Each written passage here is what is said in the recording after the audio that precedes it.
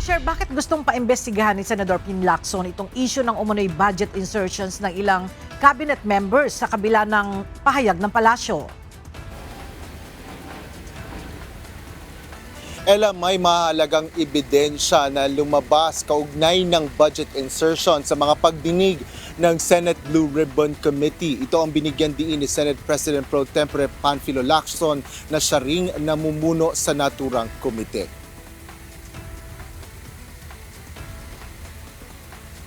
Nagbabala si Senador Ping Lacson na sa maagang pagbasura ng Malacanang sa napapaulat na issue ng umano'y budget insertions ng ilang opisyal ng gabinete.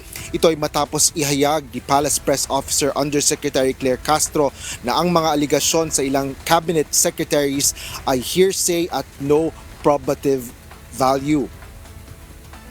Paliwanag ni Lacson, maaaring pakahulugan ang salitang hearsay na pampalumay sa cover-up o pagtatakip sa halip na nawagan ng Blue Ribbon Chair ng mas malalimang investigasyon o interagency investigation sa mga aligasyon na nag-uugnay sa ilang cabinet members. Ito ay sa pamamagitan ng paggamit ng anumang probative value o ebidensya na nagpapatunay na natuklasan pangunahin na sa mga Blue Ribbon Committee hearing. Ayon kay Senador Ping, kabilang sa mga ebidensyang nakalap ng Blue Ribbon ay ang mga testimonya na sinusuportahan ng mga opisyal na dokumento sa budget books. Gaya na lamang anya ng ilang items na nagpapatotoo sa mga testimonya ng mga resource person na ang pagkakasangkot sa plunder o pandarambong sa pondo ng bayan ay malinaw na napagtibay. Sa pamamagitan na rin anya ito ng mga pag-amin ng mga kanilang sinumpaan.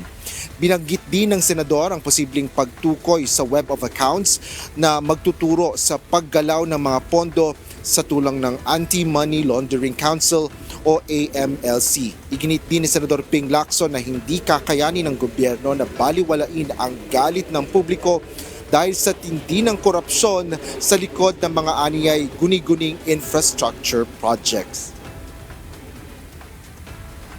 Ela, kinumpirma rin ngayong umaga ni Senate President Vicente Sotto III na sa susunod na taon na ipagpapatuloy ng Senado ang pagpapasa ng panukalang batas na layong bumuo ng Infrastructure or Independent People's Commission o yung IPC. Layo nitong IPC na pumalit o palitan ang Independent Commission for Infrastructure o ICI upang mas magbigay ng ngipin sa pag-iimbestiga sa mga katiwalian sa pamahalaan.